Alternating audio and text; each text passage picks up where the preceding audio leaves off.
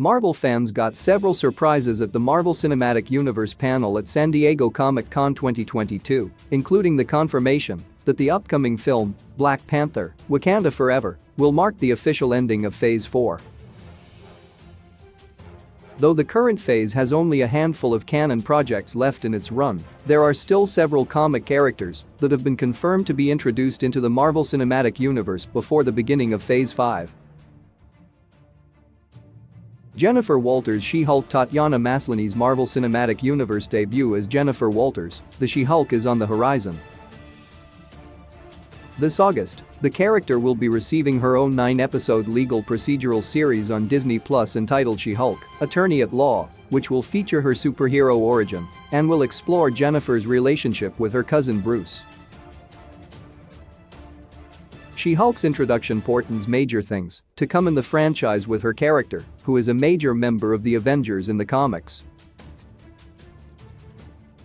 As such, fans are already getting excited to see her interact with several MCU heroes in her solo series and beyond in what is sure to be a long and successful tenure in the franchise. Titania Jamila Jamil will soon debut as the primary antagonist of the upcoming She-Hulk Disney Plus series, Titania. Audiences have gotten brief looks at Jamil's supervillain in the show's 2 trailers, and, though initial reactions have mocked her look, the actress and the producers behind the show promise that the MCU's Titania will not disappoint. Though not an A-list supervillain from Marvel Comics, Titania's debut is noteworthy for the character of She-Hulk, who has had frequent scuffles with the supervillain throughout their comics history. While it is yet unclear whether Titania will appear in any projects outside of She-Hulk, fans can rest assured that she will provide a sufficient threat against Maslany's superhero.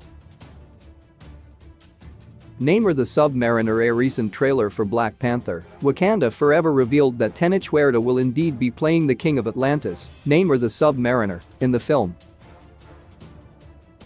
Namor has been long rumored to be the villain of Wakanda Forever and is expected to be set up for a major role moving forward in the MCU. Namor is a major character from Marvel Comics who debuted early in the company's history.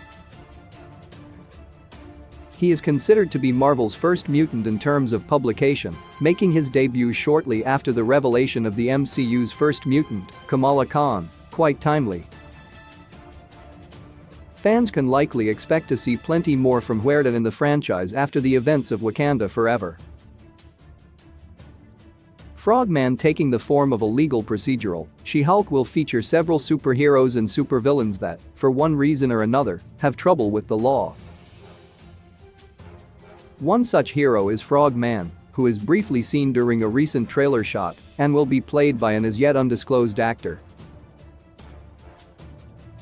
Frogman is a largely comedic character that has acted as both a hero and a villain in Marvel Comics. His presence in She-Hulk highlights one of the show's most exciting qualities, in that it promises to bring even the most obscure Marvel characters into the limelight. Fans can continue to get excited about what other characters will join Frogman for their MCU debut. Atuma Marvel recently confirmed that the Namor villain Atuma will be making his first MCU appearance in Wakanda Forever, where he will be portrayed by Alex Livanali. The actor made an appearance at San Diego Comic-Con 2022 to confirm his casting.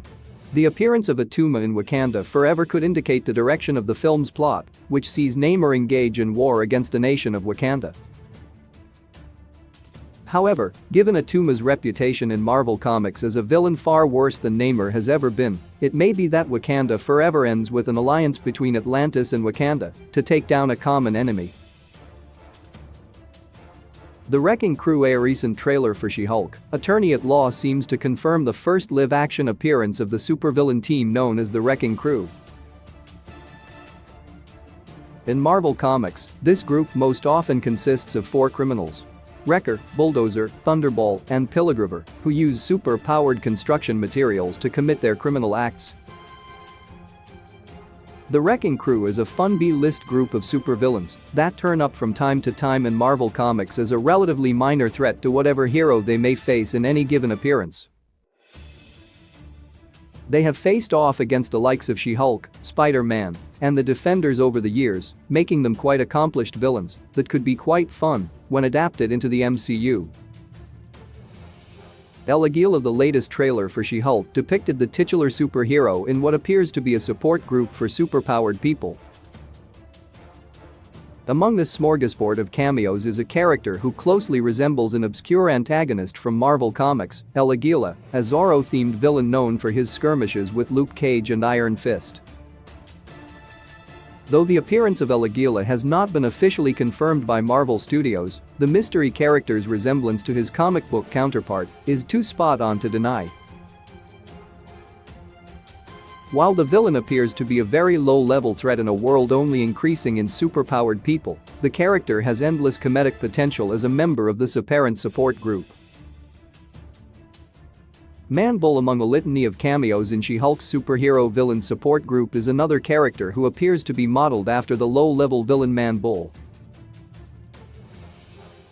Man-Bull is a rarely depicted supervillain who, as his name implies, closely resembles a bull, giving him enhanced strength and the ability to empathize with animals of the bovine species. While it is likely that Man-Bull will only appear in a cameo during She-Hulk, it is interesting to note that the character made his first appearance as an enemy of Daredevil, who has been confirmed to be appearing in the series.